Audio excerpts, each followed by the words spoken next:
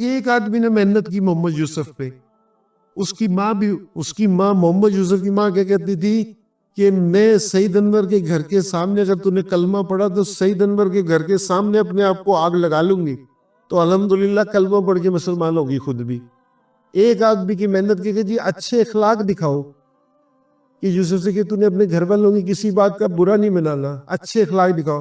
اس کی ماں نے بھی مسلمان ہو گئی, اس کے بھائی بھی, اس کی بیویاں بھی, اس کے کزن بھی, کتنے لوگ محمد یوسف کے اس پہ نہ مسلمان ہو گئے ایک آدمی پہ, ایک آدمی کی محنت کی.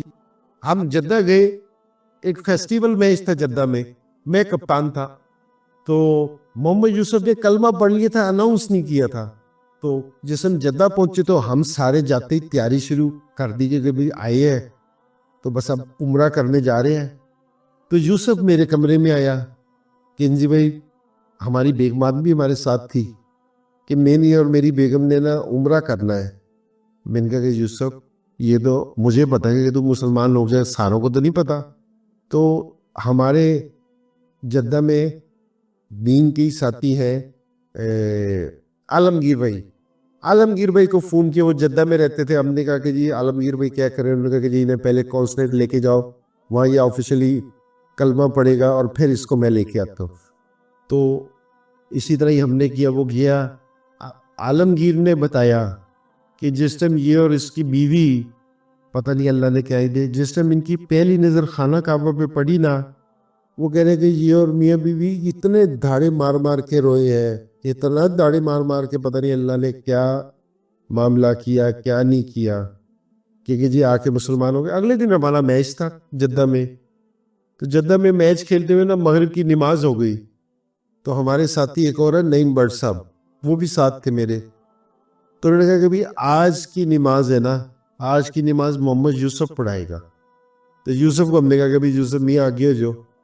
تو عرب میں آپ لوگ جاتے ہی رہتے ہیں کہ جی اللہ ہم ساروں کو بار بار لے کے جائے, جو نہیں گیا تو اس کو بھی اللہ لے کے جائے. وہ رواج ہے کہ نماز ہو رہی ہے تو عرب بیچ میں پیچھے سے آگے کھڑے ہوتے رہتے ہیں نماز میں یہ وہ. تو جس ٹائم یوسف نے نماز پڑھا کے سلام پھیرا نا, دیکھا تو 4 سے 5 صفحے نا عربوں کی بنی ہوئی ہو. تو وہ ایک ساتھی بیٹھا تھا, اس نے کہا کہ دیکھو اللہ نے کیا مہربانی کی ہے, ایک دن کا مسلمان ہے, اللہ نے عربوں کا امام بنا دیا ہے ایک دن کا. تو اللہ تو پھر اکرام کرتے ہیں بڑا, اللہ اکرام کرنے والے ہیں بات سے. تو بھئی یہ ساری دنیا میں نا, ساری دنیا میں اس چیز کی فکر کر لیں ایمان سے, کیونکہ یہ جو ہمارا پورا علاقہ ہے اس میں اس چیز کی فکر کریں. مسلمان جس چیز کا ارادہ کر لے نا, اللہ اس کو وجود عطا فرماتے ہیں. ہم نے بھی ارادہ ہی نہیں کیا, ہم نے ابھی اپنے ارادہ یہ کہ میں نے 5 وقت کی نماز پڑھنی ہے. ہم نے یہ ارادہ نہیں ہے کہ ہم نے ارد گرد والوں کو 5 وقت کی نماز پڑھانی ہے.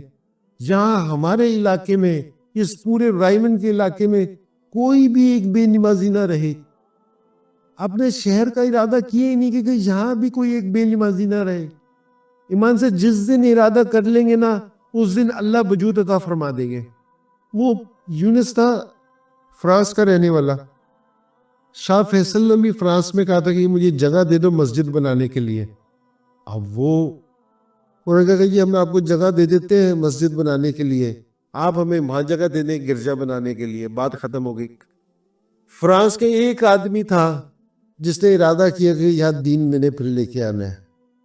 ایک آدمی کا ارادہ کرنے سے اس نے پتہ نہیں کتنی 760 مسجدیں بنا دی, ایک آدمی کا ارادہ کرنے سے 7000 سے. اب بنا اس نے, وہ ایک آدمی کے ارادہ کرنے سے. فرانس جیسے ملک میں جہاں نافرمانی چاروں طرف ہے, کوئی ماننے والا نہیں ہے, لیکن ایک آدمی نے دل سے ارادہ کر لیا.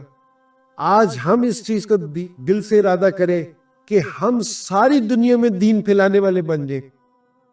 اور وہ جس ٹائم ہم میں اور سعید بھی جس ٹائم جماعت میں نکلتے تھے, یا میں جماعت میں نکلتا ہوں نا, تو رائیون والے نا علماء کرام کو نا ہمارے ساتھ جو نئے نئے پڑھ کے فارغ ہوتے نا 6 7, تو سعید بھائی ہمیشہ تعارف کراتے تھے کہ جی 14 کی جماعت ہے نا, 7 علماء کرام ہوتے تھے. کہتے کہ ہم 7 جاہل ہیں اور 7 علماء کرام ہیں. کہ دیکھو اصل میں تو جو علماء کرام ہے یہی ہمارے سروں کا تاج ہے. یہی لوگ ہیں تو کہتے بھی ہیں کہ پوری دنیا میں جو دین پھیلے گا نا، جو پوری دنیا میں دین پھیلے گا، وہ جس ٹائم عرب اور علماء کرام یہ دونوں جس ٹائم کھڑے ہوں گے تو ہماری پوری دنیا میں دین پھیل جائے گا. تو اللہ نے آپ کو یہ والی چیز دی ہے، تو بھئی ابھی سے یہ ہم ارادہ کر لے کہ ہم پوری دنیا میں اس دین کو لے کے جائیں گے، اللہ اور اللہ کے رسول کی زندگی کو پوری دنیا میں پھیلا دیں گے. بالکل تھوڑا سا ایک اور آپ کو سنا دوں، میرے بچے ہیں نا، ادھر ایک یہ کالج ہے ایچسن کالج میں میرے تینوں بیٹے پڑھتے ہیں. تو ان کے باہر ہے نا ایک ریڈی والا ہے جو چھلی لگاتا ہے، اس کی چھلی مشہور ہے. تو وہ چھلی والا نا غائب ہو گیا کچھ عرصے کے لیے، 6-8 مہینے کے لیے غائب ہو گیا. تو 6-8 مہینے کے بعد واپسی آ گیا. وہ اس نے کہا کہ بھئی تم کدھر گئے تھے؟ اس نے کہا بیرون ملک. اس نے کہا تم بیرون ملک گئے تھے، تمہارے پاس پیسے کہاں سے آئے؟ اس نے کہا جس کے کام سے گیا تھا اسی نے دیے تھے. تو میں یہ سوچ رہا تھا، میں نے کہا دیکھو کہ وہ اللہ کا کام کرنے واسطے گیا، اللہ نے اس کو بھیجا. میں جس ٹائم سلیکٹ ہو جاتا تھا پاکستان ٹیم میں، کیونکہ جی ٹیم آسٹریلیا جا رہی ہوتی تھی، اب میرا نام آ گیا ٹیم میں، سلیکٹ ہو گیا میں، مجھے نہیں فکر ہوتی تھی کہ میری ٹکٹ کس طرح ہوگی، میں نے وہاں ٹھہرنا کہاں ہے، کھانا کیا ہے، میرے پاس کنوینس کا کیا پرابلم ہوگا، پیسوں کا کیا ہوگا، کپڑوں کا کیا ہوگا.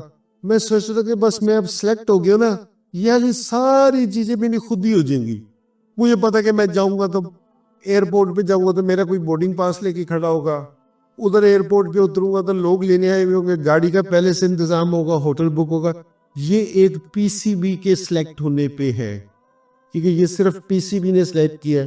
اور جس کو اللہ سلیکٹ کر لے اس کے ساتھ کیا معاملہ ہوگا؟ پی سی بی اپنے حساب سے اکرام کرتا ہے، اللہ اپنے حساب سے اکرام کرے گے.